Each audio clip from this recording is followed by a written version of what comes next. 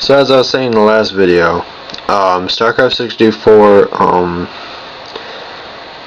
slowly but surely ruined and made my life more enjoyable.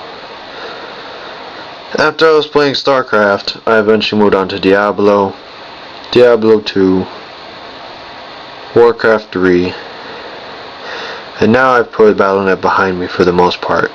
I occasionally get on StarCraft to play with some friends.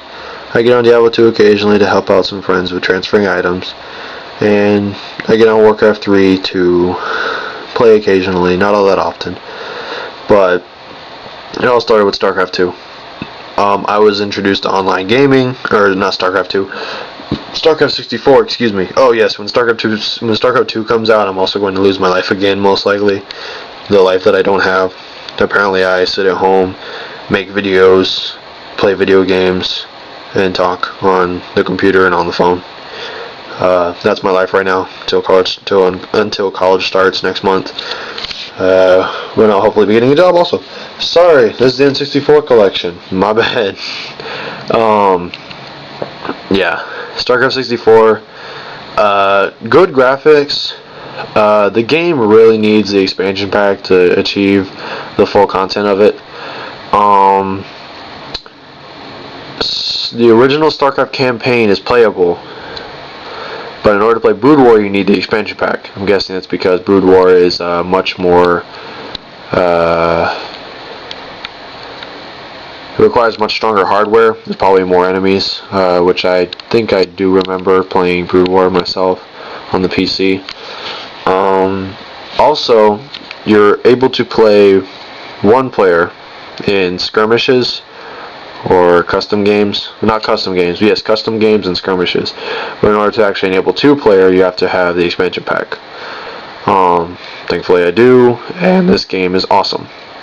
One of my favorite things to do is just create a small map, max out the bots, and just try and either defend myself or try and hurry and take out all the other bots.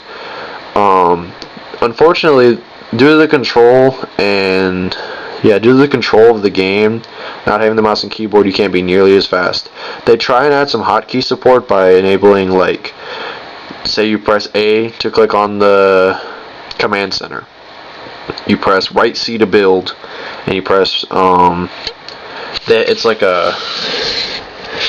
it's a 9 square, which is that's your build menu. So if you have the top, the left, the right, and the bottom, those are all mapped to the corresponding C keys. So you get those. You can't hit the center one, and you can't hit the ones on the diagonals. But you can just like say that right C is build, and right C is also SCV. So you just be like, A, right C, right C, right C, right C, right C, until it's maxed out. Okay? So they try and do some hotkey support, but the fact that you are navigating around the mouse, or you are navigating around the cursor with the joystick, it does hurt the game a little bit. The other thing is, since you're playing with the bots have full control. The bots don't have a cursor. The bots just move the way they want to. So in your base, things might be a bit desolate, but in the other base, like if you're watching a Zerg base, the base is living. The base is moving.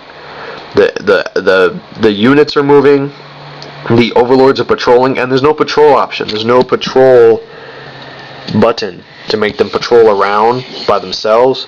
So that computer is actually telling like all 10 overlords to move in these directions while he's also navigating his gigantic army. So that kind of stinks that they would have to really program the AI to be fair, but at least when you play the campaign is set with triggers. Like the entire campaign is filled with triggers, meaning the enemy doesn't attack until this point, until you reach this door, or you reach this choke point, whatever. So, I mean, it's a great game. It sucks that it has so much slowdown, which is the same as playing lag, which is the same as if you're playing in lag online. So, what might be, a 2 or 3 hour game might only be about an hour or so of actual gameplay due to the lag or slowdown. But StarCraft 64, excellent game. One of my favorite games. I actually bought this one 03, 04, something like that. I paid $30 for this. I wanted this game so bad. I'm really glad I did, actually. It is an exceptional game. If you can find StarCraft 2, or StarCraft 64, excuse me, and you're willing to pay the price, if it's kind of expensive, even just to compare it to what is now what StarCraft is on the PC, especially after the several patches that make this game outstanding now, even more so than it was before. Do it just for a comparison, just for purely, wondering what this game is like. Get it for that. It's really, really a neat game. Alright, next game. Turok 2. Seeds of Evil. Turok 2 is actually a pretty cool game. Sorry about that. It has really nice graphics. It was actually the first game to take advantage of the expansion pack. And it has a high resolution mode. This game has really nice graphics. If you've ever played Turok 1, you know that draw distance is horrible. The draw distance in Turok 2 is about 3 or 4 times that.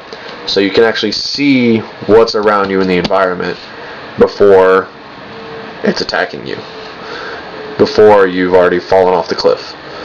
The graphics are really nice. The models have actually a surprising amount of detail. And the textures are really great too.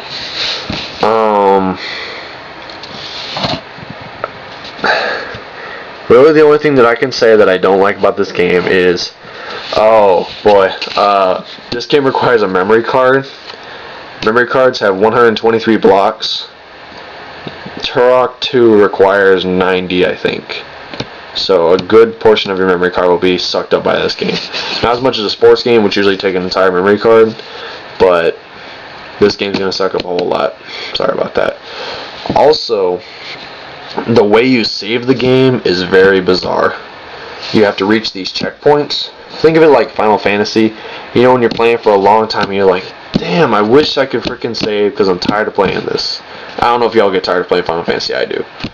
And I wish I could save. Or I've done a lot and I really wish I could save now. But you don't get that opportunity for a while. That's how it is in Turok. And a shooting game, in a first-person shooter, I find that really annoying that there's save spots instead of just like start, save, escape, save. Depending on how well you're playing, I think the game also uses a live system. I think you have lives. Depending on how well you're playing, it could take you anywhere between, say, 30 minutes to an hour or so just to get from checkpoint to checkpoint. And I think there's only 5 levels in the game, but they're very large, very dense levels. Also, the music is really nice. It has a very proud, atmospheric tone to it. It's really nice. It's really nice sound.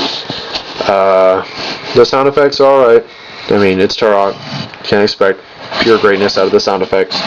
But for being released in, I believe, 97, this game is actually really, really sweet. Yes. 1997 Nintendo, 1996, 1997 Nintendo. This game has great graphics, pretty good sound. The music is great. If you can nab this one, I seriously bought this for, I think, 75 cents. The shipping was like $3.50. So, I mean, and I also bought the manual. No, I bought this game for $1, $2. I bought a Prima strategy guide for 75 cents. So if you can pick up this game, get it somewhere.